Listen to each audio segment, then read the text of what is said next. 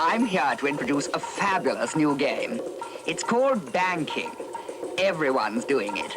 All you need to play it with are one of these, one of these, one of these, and one of these.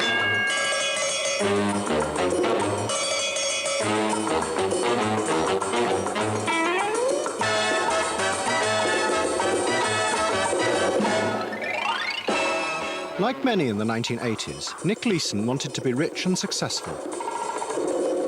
But Nick Leeson was also a very strange man. He had an extraordinary ability to manipulate and deceive those around him. This is his story. It is also the story of those he deceived. They willingly entered into a dream he wove, lured by the prospect of vast sums of money. And together they lost £830 million.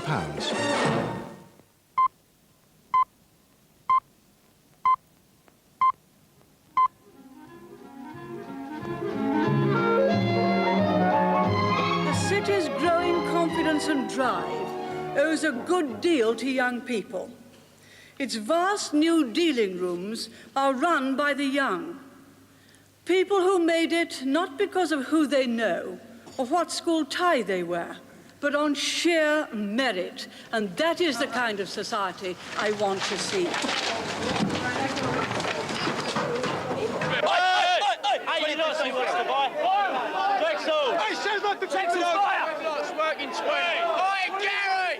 In 1986, Mrs. Thatcher deregulated the City of London. The old division between banks and stockbrokers was removed. The gentlemanly image of the banker was replaced by that of the trader. Nick Leeson was working as a clerk for the giant American bank, Morgan Stanley. On the surface, he appeared just like everyone else in this new world. A boy from the suburbs who wanted to be a trader. It's very easy for me to get on with people, but I don't necessarily have to like you or any of the people that I work with to get on with them. So I come in, I do my job, I do it to the best of my ability, and then at the end of the day, if you're going to ask me out for a drink, I'm not going to go out for a drink with you because I don't like you. But I'm not going to tell you that. There's no reason for there to be any animosity during the day.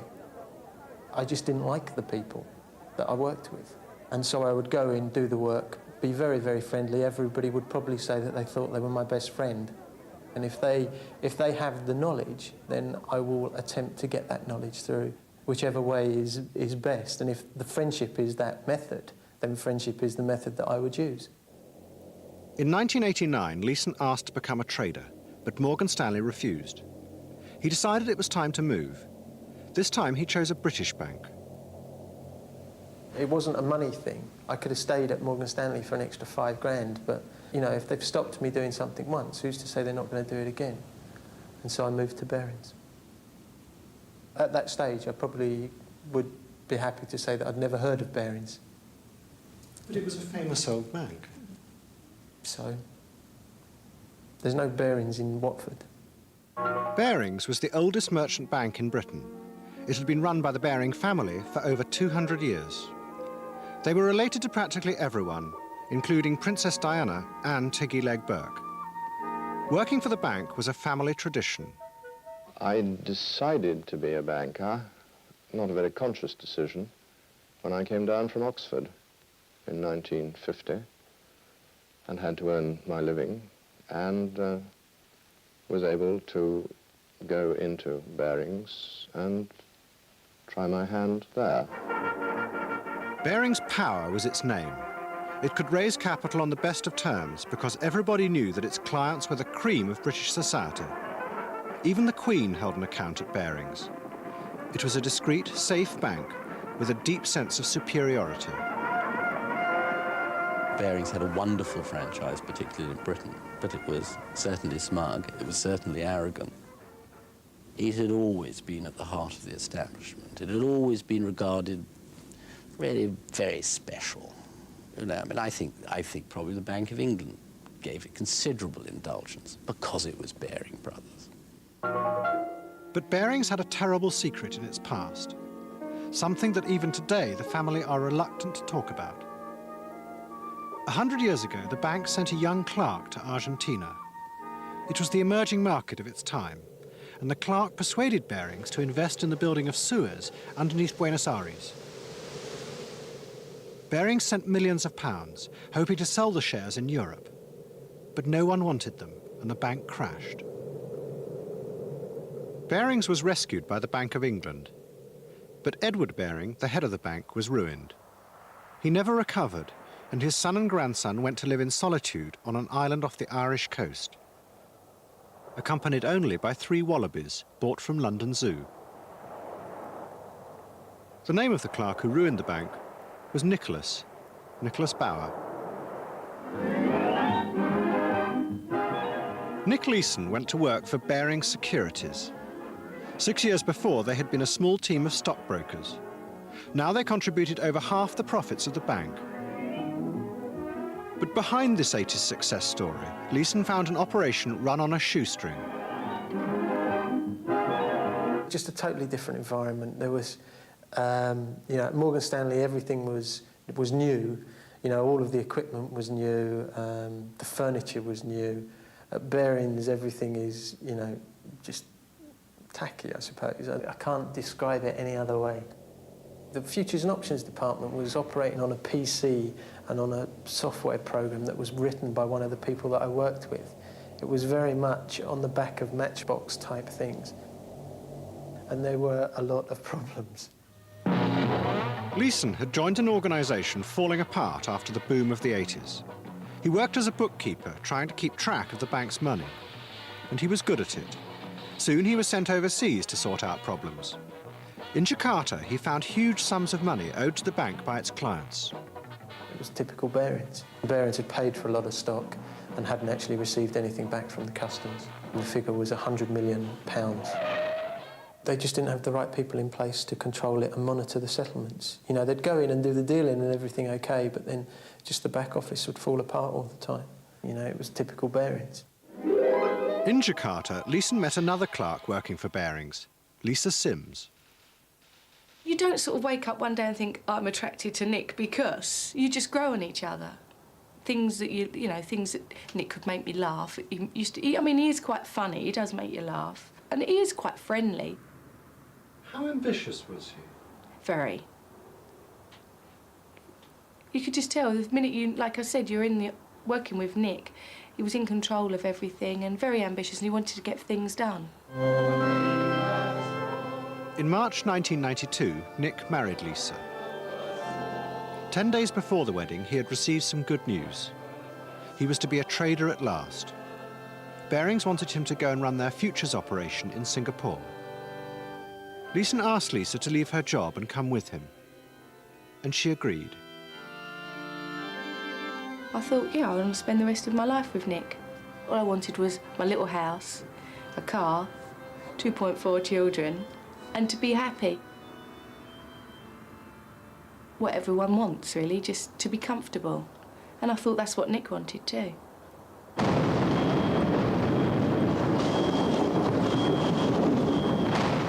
Leeson was going to trade in one of the newest and most exciting of the financial markets, futures. He went to work on Cymex, Singapore's international monetary exchange, in the heart of the city's financial district. Leeson's job was to buy and sell futures. These are bets on the way a market will move in the future. He traded on the Nikkei, the Japanese stock market. He was acting under orders from both the bank and its clients. If the market moved the way they had predicted, they made money. If it didn't, their losses mounted rapidly. Nick is a really cool person on the floor, you won't believe it. And everybody is all excited and anxious, and he would be just holding the line, and then he just report the figure to the line, on the other line. And then the next moment, once he get instruction of selling or buying, he would go shouting to the boy on the floor, and they would all listen to him, and they would do it very fast. And maybe within a minute or whatever, he could have buy 500 and sell 500 lots. He's real cool, real cool. It was hard work, there was a lot of pressure. I prefer the pressure, more than anything else. Whether it was the excitement, I can't really say. The constant pressure for traders is to predict which way the market will move.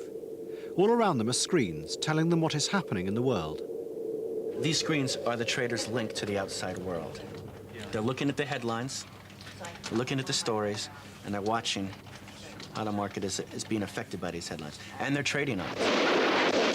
Wars, assassinations, disasters are among the biggest things. Earthquakes, storms. When you're looking at it on a screen, it all seems to move very fast because it's coming from everywhere. But the uncertainty causes opportunity. If everyone's thinking one way, and something shakes the market, there's a few minutes when no one knows what to think. And that's when you need to make your trade. It's the rush for profits. In the summer of 1992, the market fluctuated violently. In the chaos, Leeson's team began to make serious mistakes. Mistake was always done by very new traders, new linemen. When the customer say, sell one lot, and then she went, buy one lot. You know, instead of putting here, sell one lot like this, and she put like that. So instead of selling one lot now, you have to sell 11 lots. Do you cover it or don't you cover it? And at the same time, the market was sometimes up 1,000 points. There were 4 or 5 days when it was going up 1,000 points in a row. So if you're out 500 contracts and you're looking at 1,000 points, you're looking at $2.5 million. It's an awful lot of money. And they always go, boss, I make a mistake. And then Nick will go, okay, I settle it. There's not a lot I can do about it at 11 o'clock on a Friday night. And, you know, by the time Monday comes around, the market's probably opened up a little bit higher, so now the loss has increased. The normal response of a trader would be to tell head office, but instead, Leeson hid the losses. He didn't want to go back to being a clerk. He put the losses into a computerized account, called the 5/8 account, and altered its software so London wouldn't see what he was doing. His only problem then were margin payments. These are small down payments made on every future. The bank later gets the money back from its clients. The only way to get this money was to ask London, so Leeson took a chance. He told head office it was for futures he had bought for clients. But the clients didn't exist. It was a blatant lie. From the first time that I do anything, I'm not expecting to survive anything more than 2 days. As you get past the two-day period, then you start to get more confidence because it isn't being found. If it's not found after 2 days, when is it going to be found? To me, it's obvious. If they can't see it after 2 days, then who says they're going to see it after 200 days, 500 days, 1,000 days? You know, so you start to get a little bit, you don't get confident, but you're getting away with it. It's easy. As the weeks passed, London carried on sending Leeson money. They failed to notice that there was no equivalent money coming in from clients. Leeson had discovered a weakness in the system. He would hide his mistakes and trade out of them in his own time, and no one would ever know. But the weakness that Leeson had discovered was just one crack in an organisation that was falling apart. Barings Securities was in crisis. By the summer of 1992, its operating losses were £39 million. The parent bank decided to move in a traditional banker. His name was Peter Norris. How shocked were you by the lack of control in that when you got in there and began to work there? I was shocked. I was shocked.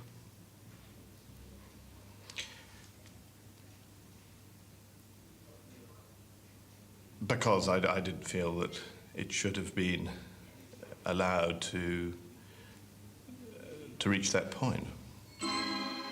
It was a clash of cultures. Peter Norris was a merchant banker.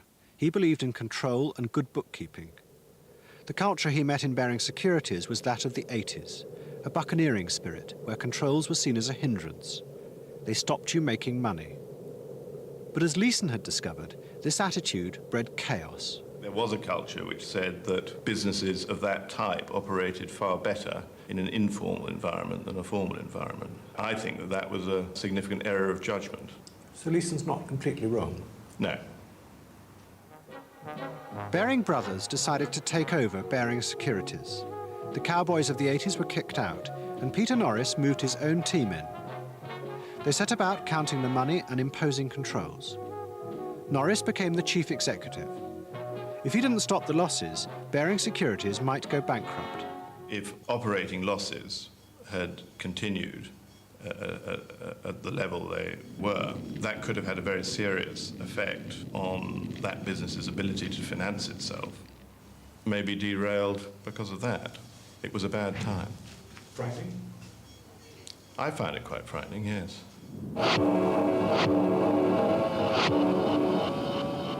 But the bank's losses were actually much higher than Norris realised. Leeson's deception had gone badly wrong.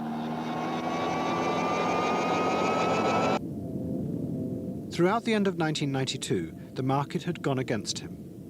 As it did so, the losses he had hidden mounted up. The secret 5/8 account turned into a monster with a life of its own. At one point, it held losses of £4 million. A massive loss. I mean, it was a massive loss. But, you know, and the margin payments were increasing. The market was going against me on a daily basis. And something had to be done about it. And the loss was just accelerating. You know, it starts to get pretty frightening. You know, I'm not sleeping at night. But Leeson decided to go on. He took the classic gambler's strategy. He doubled up. Secretly, he bought hundreds more futures. It was incredibly dangerous and against all the bank's rules. But it meant that if the market did move his way, he would make a great deal of money and wipe out his losses. Why did I choose to go on? What is the option to choosing to go on and to deciding to go on? You know, you have to realise the loss. I didn't want to cause Barings to lose all this money, so I'm operating in the belief that I can get it back. You know, maybe it goes back to the confidence thing. I don't know. I mean, I'm confident I can get it back at that stage, I suppose.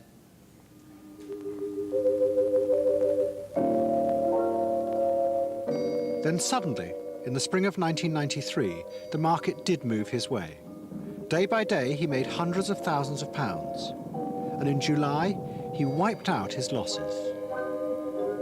Success, you know, I was elated.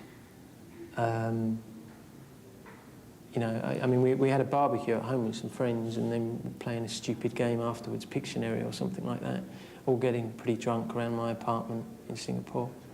And, you know, I was happy. The nightmare was over. There was a big group of us, but we were out we had like a little balcony. And Nick just said that he'd been under a lot of pressure at work and that he'd lost money. But now, you know, he'd recouped the losses and everything was okay. And then I said, well, how much did you lose? And Nick said £1 million. I just told her that we'd had a problem and, you know, I'd been covering up a few trades and just told her a figure. I don't know what I used, $1 million or something. But then reading the book, I find out it was 6 million. I mean, just as well he didn't tell me it was 6 million at the time, because I think I would have hit the real, I fainted first and it scraped me up first, and then I would have sort of torn him off. But I just think, oh, you know, it's unreal, that money. I mean, £1 million was terrible to, you know, I thought, oh, Nick, you know, think about us in the future rather than protecting them. And don't do it again. And on the Monday, he did it again, by all accounts. Why do you think he did that? Because I don't think he wanted to be seen as a failure. I suppose he only wanted, like I said, everyone wants to be seen as a success. I suppose he thought, well, I've done it before and it worked out okay, maybe I can do it again. I don't know why he did it. That's questions I need to ask Nick. You just lived through 9 months of what you described as a nightmare. And here you are, started to do it again. I'm not a psychologist, I can't explain it. But, yeah, I didn't want to let the people down.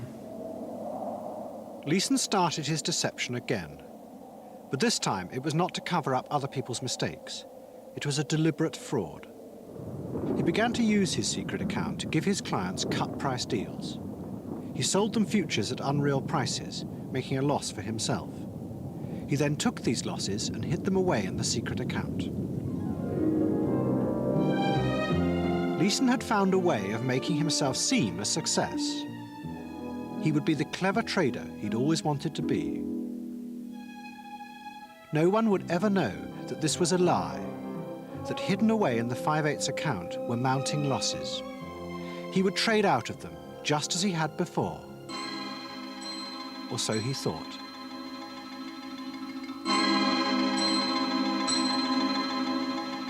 My word is my bond. On such strong and simple concepts was built the City of London. Throughout the world, both are synonymous with honesty, fair dealing, integrity. In September 1993, Peter Baring, the chairman of Barings Bank, visited the Bank of England. He told them that the takeover of Baring Securities had gone well. The recovery in profitability, he said, has been amazing. We conclude that it is not actually very difficult to make money in the securities business. The traditional bankers were now fully in charge. Norris brought in a tough new head of in-house trading, Ron Baker. Although Leeson was not part of Baker's group, he contributed to its profits. And Baker noticed a surprising amount of money coming from Leeson's activities. My concerns were, here's something that we're seeing which we weren't expecting to see, where the profitability is growing, and one needs to be cynical about growing profits and know exactly how they're produced. In May, I went down there and met the people that were there. What struck you was that he was a complex guy. There was no doubt when you met Nick that he was complicated and that there were things going on below the surface that didn't come out naturally in conversation. I suppose that my overriding impression was of somebody who was very polite, somewhat overly deferent.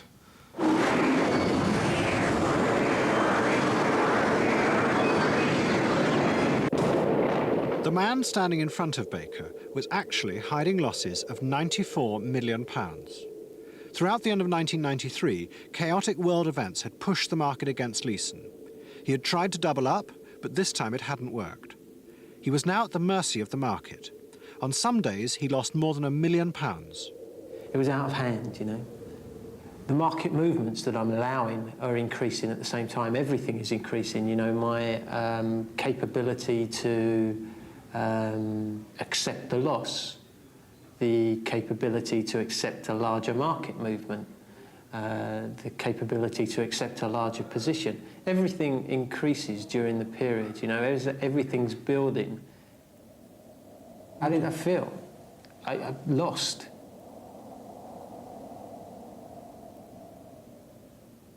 I felt we needed to investigate the operation, and I felt that he as an individual seemed immature and a guy who was struggling with his changing role. But did you think he was hiding something? No, I didn't think he was hiding something. I thought he was somebody who was having trouble adjusting to the need to talk to senior people about what he did. Leeson was also being noticed by those in charge of sending him money. As his losses mounted, he told the usual story. The money was for clients. But the new man had noticed there was something wrong. These clients weren't paying their bills. For the first time, an internal audit was being done, and they told the auditors of the problem. In July, the auditors flew to Singapore. By this time, the secret 5/8 account held losses of more than £100 million. You have to expect everything to be found. They're supposed to, you know, the nature of an audit is that they're supposed to test information and test documents. Now, if you picked up any document, it had the 5/8 account on it. You know, in some way or form, any document had the 5/8 account on it. So, of course, I'm worried.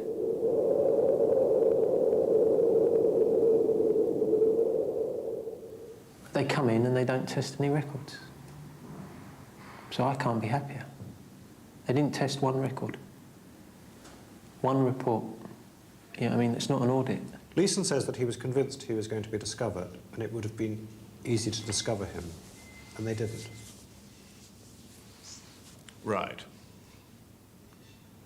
He portrays himself almost as a passive figure. Do you think that's true? No. I mean, it's only my... It can only be my speculation about it, of course, but I think he conducted a determined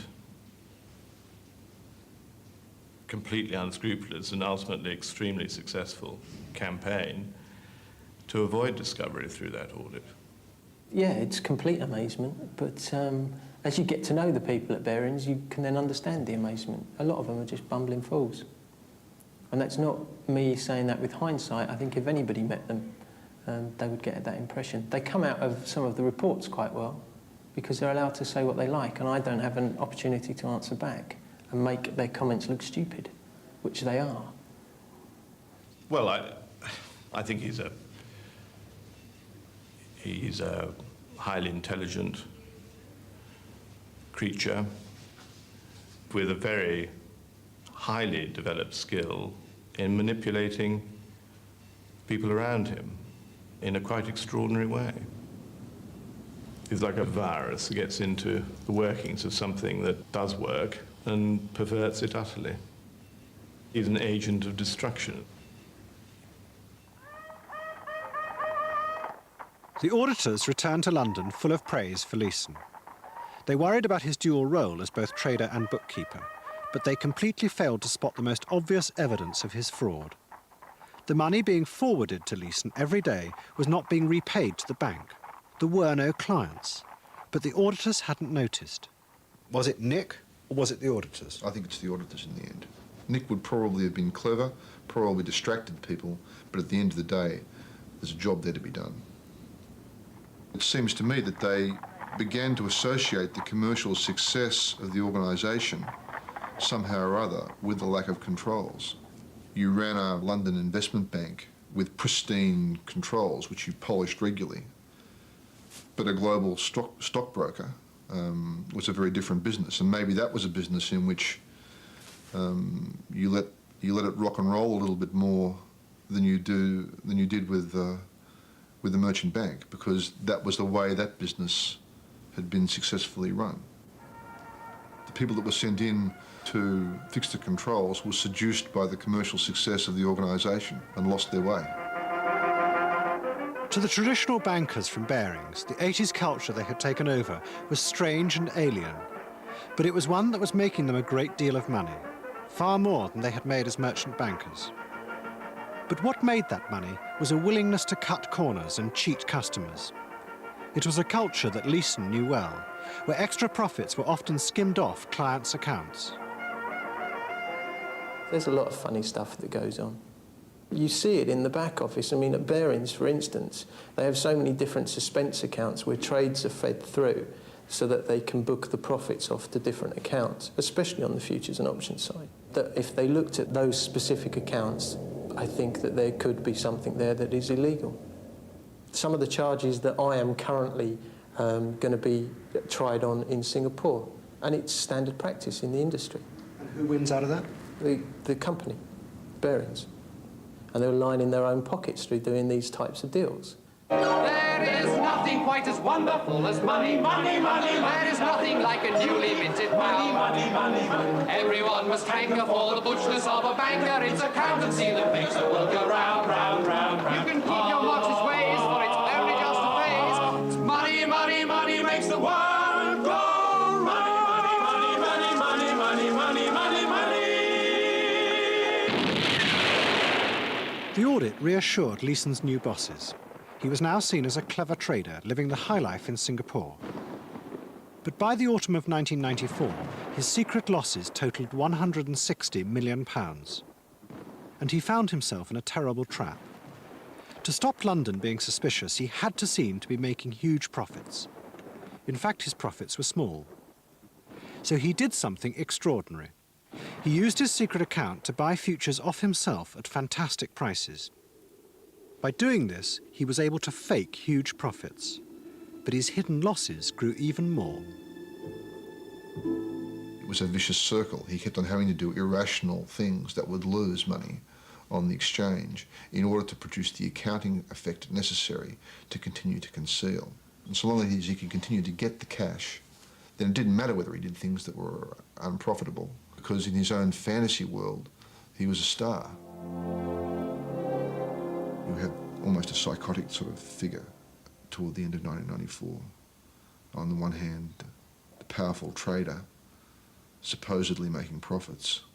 on the other hand, the reality of the continual loser and having to do irrational things that would lose money. I'll go down the betting shop, I put the whole lot on horse. Horse comes in last, I put bleeding more on. Horse comes in last again, I put bleeding more on. Horse is dead, I put bleeding more on. I'll go down the butcher, I say, oi mate, I want £1,000 on that piece of meat to win the derby.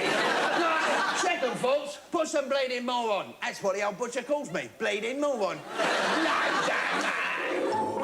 Leeson was now on a merry-go-round he couldn't get off. Each time he declared more profits, he became more of a star. But in reality, each time he did this, his losses grew. It was an absurd situation, but on the surface, he was supremely self-confident.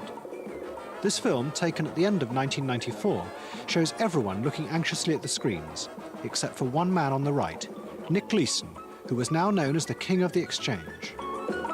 Yeah, it does make you look back and think, obviously, I don't know Nick. I thought I did. I thought I knew him really well. Obviously, there's a side to Nick that I didn't know. I only knew his colleagues and the friends of ours that worked on the floor. And they only ever fed me with success stories saying how well Nick was doing, what a good trader he was. So I just thought things were fine. The fibs, the lies, that's what makes me angry. Why lie? I'm his wife. I'm his wife. Why should he lie? I mean, I suppose lots of wives think that when they find out their husbands have been having an affair and they think, well, you know, they've been leading a double life. And that's what it feels like. Not that Nick's had an affair. It feels like Nick was leading a double life. Leeson was now trapped by his own fake success. It was escalating out of his control. In September, the Singapore Exchange celebrated its 10th anniversary. The guest of honour was Lee Kuan Yew, the country's leader. That night, he announced Singapore's own version of the Big Bang, due partly, he said, to Cymex's recent successes. And now Cymex celebrates its 10th anniversary. 10 years of continuous growth in liquidity. Everyone knew that the man behind much of this success was the king of the exchange, Nick Leeson, and Barings was to receive 2 awards that night. The dynamic growth of the region has made financial markets an important conduit for users and suppliers of capital. We have to change and to liberalize to stay ahead. So it was like a glory day for Barings. Everybody was so happy and so proud of ourselves. We thought that Nick is the one who's going to receive the prize on the stage, but Nick wouldn't go on stage to receive the award. I mean, I know it's a lie. But how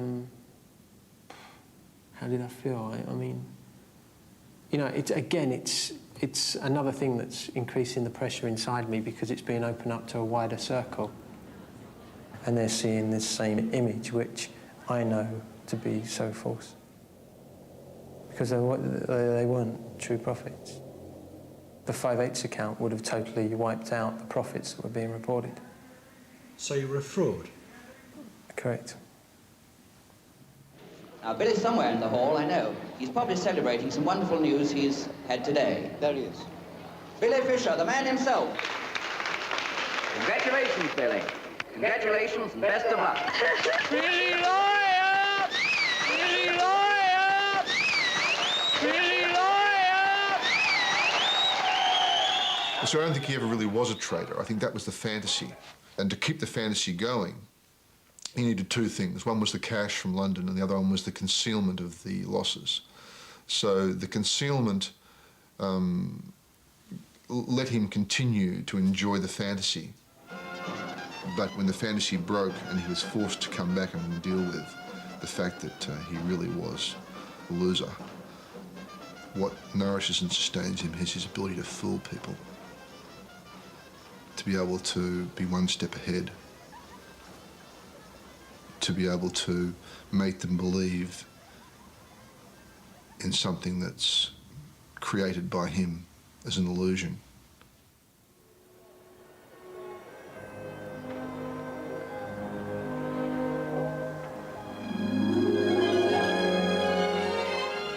Everyone now believed the illusion that Leeson had created. In December, he was flown to New York. Barings was holding a conference for many of its traders from around the world, and Nick Leeson was the star. He had made, it appeared, £28 million turnover that year. He was held up as the model for the future of the bank, the Cymex model. Lots of people there. It was probably the biggest sort of thing on this sort of basis that they'd done for Barings, and it really was, I presume, on the back of the profits that I was reporting out of Singapore. And there's all these people are doing these presentations and they're thinking, shit, we're going to make a load of money this year. Look at how much money Singapore's got. Now, do I need that? No. Leeson faced an audience of executives who badly wanted to believe in him. All of them were to get vast bonuses that year. Some, like Ron Baker, of nearly £1 million. Much of this was to come from Leeson's profits. But there were traders in the audience who didn't believe Leeson. They couldn't see how such fantastic profits could come from low-risk trading. But Barings executives dismissed their worries. Is it possible to make such profits for what Leeson was supposed to be doing? Yes. And I think if we had had somebody that was skillful, that was earnest, and that was attempting to fulfil that commercial strategy as honestly as they could within Cymex during that year, that we would have made money, decent money out of that activity. Would we have made £28 million? I think it's possible. It is simply not the case that it's impossible for institutions like Barings to make very considerable profits from financial transactions with very little or virtually no risk. So when people say they should have known that it was impossible to make high profits with low risk, they're wrong? I think they're wrong, yes. The reason that Barings executives believed there was no risk was yet another deception by Leeson. They thought he had offset all his futures. This meant that for every bet he had made, Leeson had an insurance policy. He had made an equal bet on the market moving the other way. But like all of Leeson's activities, this too was a lie. None of his futures were offset. I'd never queried for an instant the basic premise of this business, which was that it was an offset. It never even occurred to me that fundamental point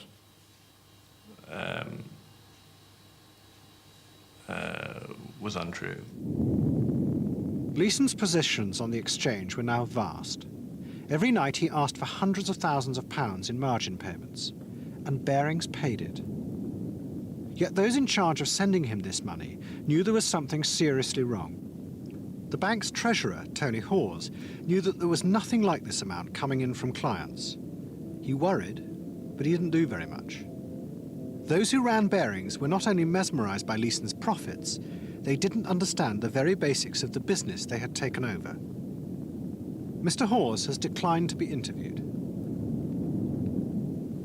So senior managers within Barings Bank knew that there were vast differences between what Leeson was asking for and what you were being given, yet you were never told? Yeah. Should you have been told? Well, of course, you say, yes, I should. I should. Why didn't you know? Well, fundamentally because it wasn't raised in that way. Why not? I don't know. I don't know. Why didn't those people who ran Barings come to you and say, what are you doing? Because they're stupid. They don't understand the business, and they should never have been in the position that they were in, especially people like Tony Hawes. He was supposed to be controlling the global treasury function. He was supposed to understand derivatives. He didn't. And he would pay the money every single day and would accept, you know, pretty ridiculous explanations from me. It wouldn't happen at Morgan Stanley. At Barings, they had a lot of idiots, basically, in every one of the controlling functions. They were asking questions, but they weren't going deep enough. They didn't understand the basics of the business. And you were creating a large amount of profits? Fictitiously, yeah.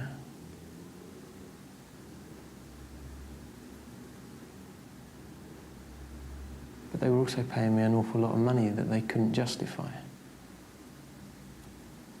So if you were thinking that the profits were real and yet you were still paying 10 times as much in money that you couldn't account for, what is the natural conclusion? Something is wrong. By the end of 1994, the equivalent of 3/4 of Barings' capital had been sent to Leeson. The oldest merchant bank in Britain had placed £330 million on the activities of one man. Such was the power of the illusion that Leeson had created that the men who ran the bank began to entertain strange dreams. The chairman, Peter Baring, believed his family bank had returned to the glories of its past. It had recaptured the global position it had lost 100 years ago.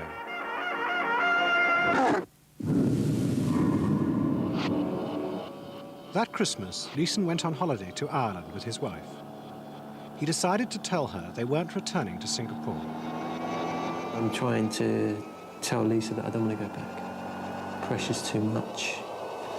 What does she say? You know, she knows what the bonus figure is. The proposed bonus figure is supposed to be £450,000. It was just this bonus. Imagine, £450,000 is such a lot of money. You know, it would have set us up for the rest of our lives. You know, every week I sort of do scratch my 6 number, do my 6 numbers to think I could have a chance of winning that kind of money. You dream about that kind of money. And to think that Nick had worked so hard to achieve it, and then he said he didn't want to go back. I couldn't understand it, but he couldn't tell me why, and he didn't tell me. I just can't face up to it. I don't know, you have to ask a psychologist. It's the thing of letting people down. I just can't do it. You know, maybe I try too hard to please. I can't give you an explanation. So Leeson returned to Singapore. For a few days in January, things went his way. He had thousands of futures hidden in the secret account. Provided the market kept steady, they could still make a lot of money. He was gambling that the Japanese stock market would go nowhere. It was a logical assumption. There were no political factors, there were no economic factors that reasonably could have moved the market up or down. If the market had simply remained quiet, the whole position would have worked out well. But the problem with that is that generally after long periods of time when nothing has happened and when we cannot really see any reason for something to happen, invariably it does.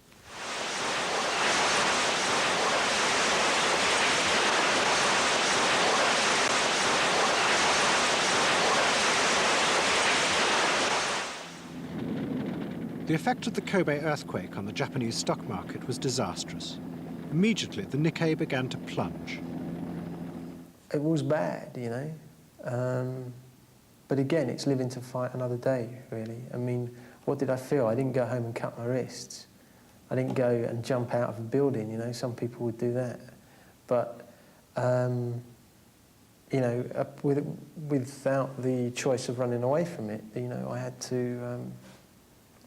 Barings were still paying me money, don't forget. They were still paying me masses of money, you know. I mean, we'd ask for sometimes for $100 million. They'd pay it. Leeson decided to take one last desperate gamble. Using Barings' money, he bought thousands more futures. He was single-handedly going to try and hold the market up.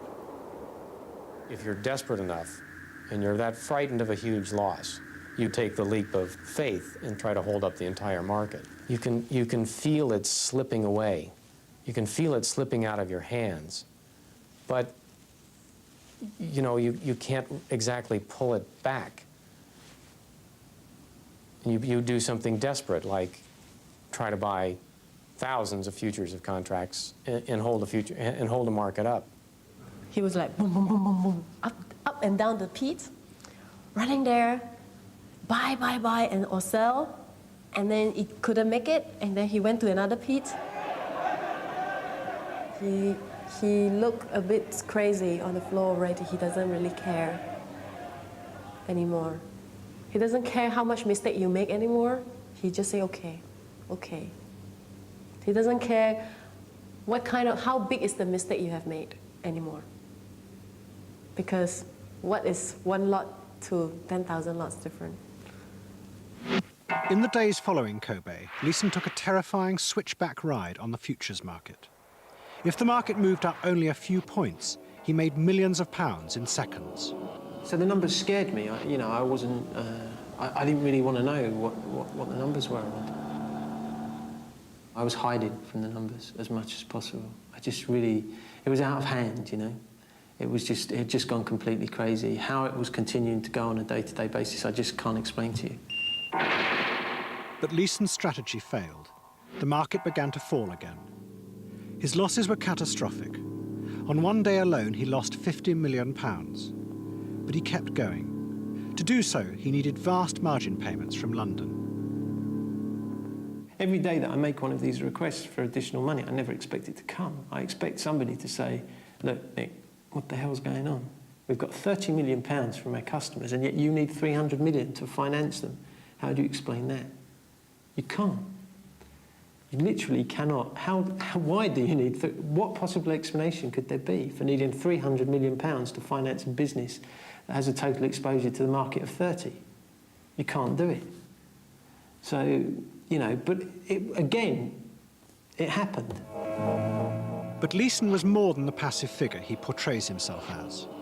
To get this money, he kept on declaring fake profits, but now on a phenomenal scale. In 1 week, he declared $10 million profit. It was something that no one had ever seen before, but Barings believed him. I can't explain it because it's not a commercial reaction. I mean, a commercial reaction said, well, you know, how on earth is this man making this money? Nobody else on earth is doing it this way. It defies imagination.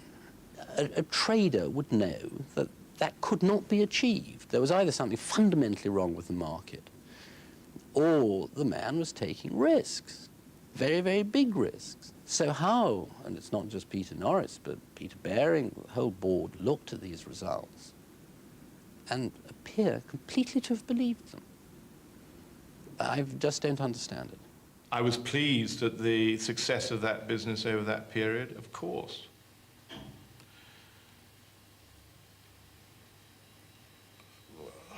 You know, Mad Hatter's Tea Party.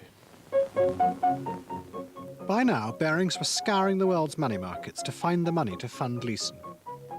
But on the 24th of January, they went over their overdraft limit with Citibank, and a meeting was called to discuss Leeson. Worries were expressed about the size of his positions, but the bank's executives agreed amongst themselves that Leeson was doing rather well. His profits were high, they told one another, precisely because of the Kobe earthquake. It had produced chaos in the markets, which Leeson was cleverly exploiting. In retrospect, one has to say that virtually everything about that discussion was absolutely mad, and that we were living in a world through the looking glass where logic was apparent but was actually completely perverted. It seems completely bizarre. A group of rational, intelligent, experienced, competent people were dealing with the matter in a way which was totally at variance with reality. You mean they were blinded by the profits? You say, yeah, so it's a question of degree. I think it's more that critical faculties were less engaged than they might have been, to put it at its least, because there were profits. Yeah! There's more money! There's more money! There's more money!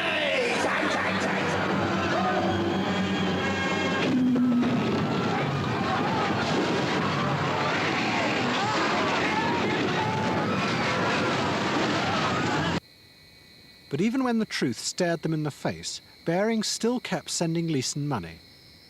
The bank's auditors now discovered a £50 million loss which Leeson hadn't managed to hide. Using scissors and glue at home, Leeson concocted paperwork that showed it was a loan to another bank. He faxed it through to the auditors. He forgot that on the top would be printed, "From Nick and Lisa." Completely ludicrous, you know, and it doesn't hold up to investigation, but it was accepted. I don't know how, but, you know, it was accepted. Why? I don't know. I mean, maybe I'm an unbelievable person. I don't know. But then finally, on the 17th of February, a clerk working for Barings found strange discrepancies in Leeson's accounts. For 6 days, Leeson eluded him. On the 7th, Leeson decided it was time to go. So I come up with this story about Lisa not being well and I needing to go home to see her. And I'd be back in 45 minutes. And we tie up a few loose ends that we had to do. And then we leave. I mean, it was a fight getting Lisa to leave. I'm telling her What did you say to her? I told her it was a problem. I didn't go any further than that. He said, you know, I need to have a chat. Fine. You know, so we had to drive in the car.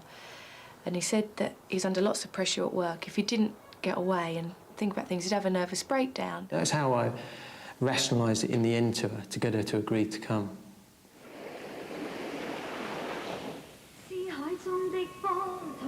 We took some golf clubs back that I'd borrowed the week before to one of Lisa's friends.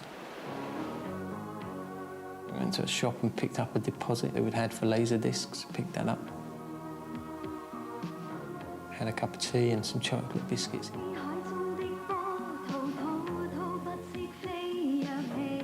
I went home, packed the suitcases, and we took off to the airport.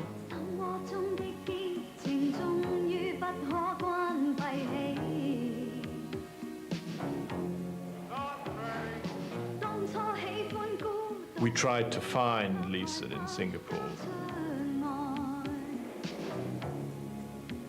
but two people from London got into the office and started cracking open drawers and computers. And in a sense, that's the end of the story. I realized that insolvency was a real threat. Good evening. Crisis talks have been going on all day at the Bank of England to work out a deal to save Britain's oldest merchant bank. Barings is facing bankruptcy after one of its traders lost nearly £400 million on dealings in the Far East. He has now vanished. The Bank of England is racing to arrange a rescue before the Tokyo stock market opens in a few hours' time. Leeson and his wife had fled to a luxury resort on the Malaysian coast, Kota Kinabalu. We just spent a normal weekend in Kota Kinabalu. Did you tell Lisa? No. Still waiting to see what the situation is. I never expected Barings to go past. Did you ask yourself at that point why this had all happened? No. It was, you know, a combination of errors. You know, I should have referred it to people. I didn't, and it escalated. I don't think that there is a simpler explanation. Late on the Sunday night, the Bank of England decided it was impossible to save Barings. Next day, traders pushed the market down. Leeson's losses doubled, from over £400 million to £830 million in one day, and the oldest merchant bank in Britain was no more. 2 days later, Nick and Lisa left Kota Kinabalu for Frankfurt. Did you talk on the flight? No. No, we didn't talk. Actually, I don't really talk on a flight anyway. Wherever I'm going, I'll just watch the film and sleep. I'm not being funny, but I didn't want to be talking about it. I didn't want to know. I just didn't. Why not? Because I suppose I didn't want it to be real. For, you know, a boy from Watford to bring a grand firm down, I mean, it was a social insult as well. It wasn't even one of their own kind. Which is where I suppose the smugness comes in, isn't it? It simply can't happen to chaps like us. You know, I mean, we're Barings. Well, things like that didn't happen. I mean, just didn't happen. You mean to Barings or to banks? Well, it does happen to banks. Not always the same way, but it does. No, to Barings.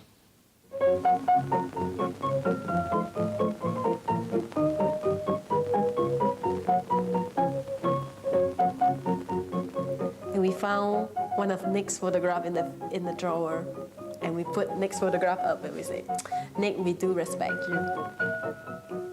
He can do it. Who can do it? Nobody else can do it. To bring down such a big bank." And I remember when he spoke to some of the traders, and they all say, "Oh, what would you like to be?" And he say, "I would never want to be rich. I want to be famous. I want to be well-liked." And so when things happen, we say, "Oh, Nick, you made it."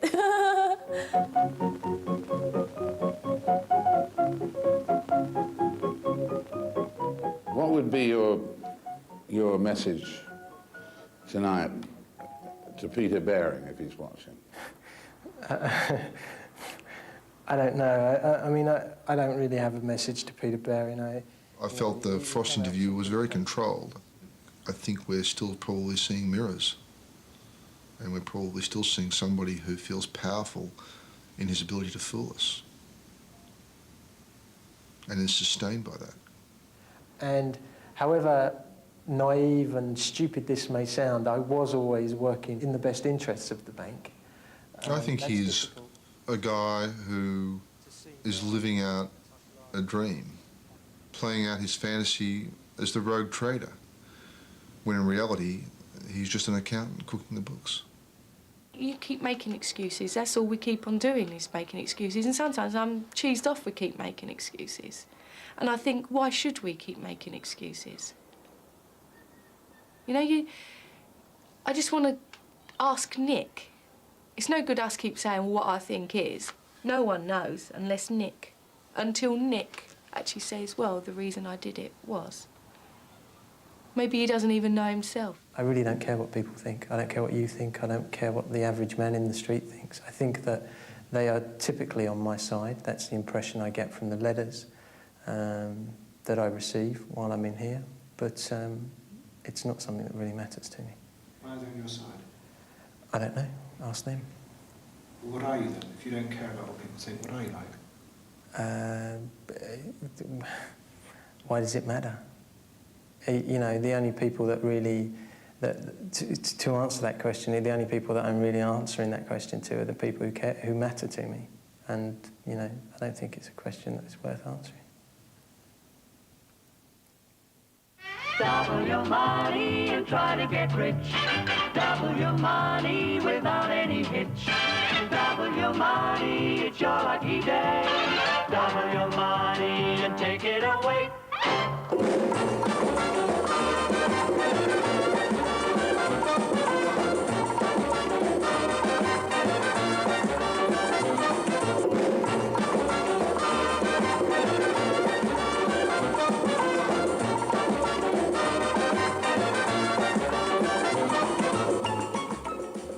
A new series of Inside Story begins next month here on BBC One.